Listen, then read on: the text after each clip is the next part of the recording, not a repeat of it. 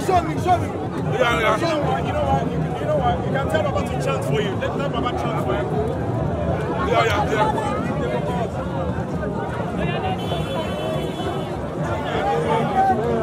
No. They wouldn't know.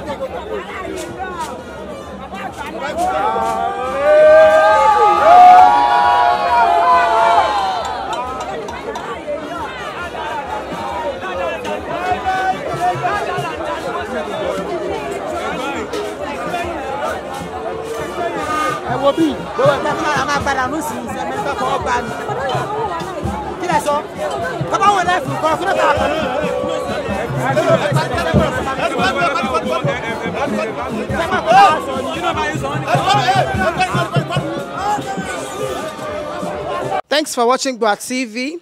Remember to subscribe to our channel for more awesome videos. As we regularly release new content, we reward our top commenters every month. Thank you.